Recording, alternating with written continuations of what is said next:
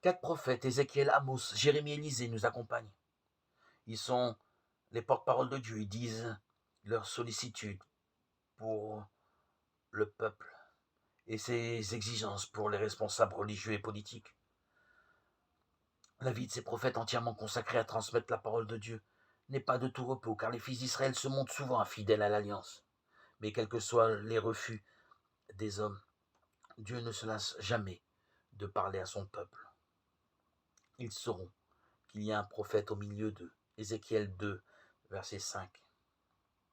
Après la conquête de Jérusalem par les troupes de Nabuchodonosor, l'exil à Babylone 587-538 avant la venue de notre Seigneur Jésus-Christ fut une dure épreuve pour le peuple d'Israël et, comme toute épreuve, il eut des conséquences opposées.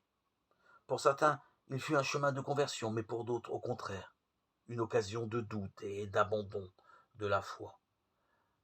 Les dieux des vainqueurs n'avaient-ils pas fait la démonstration de leur supériorité?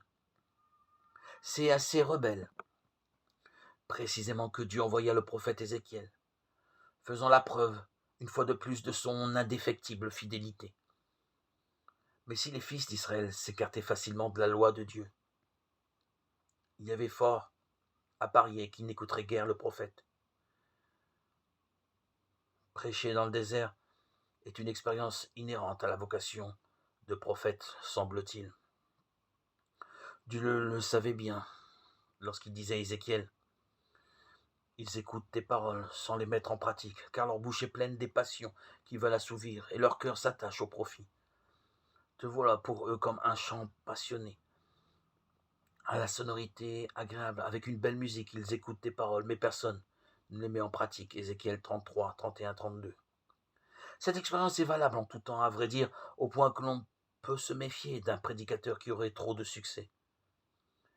Mais les véritables prophètes sont invités à manifester de la ténacité pour être la preuve vivante que le Seigneur de l'Alliance du Sinaï reste proche de son peuple, quelles que soient les fautes de ce dernier.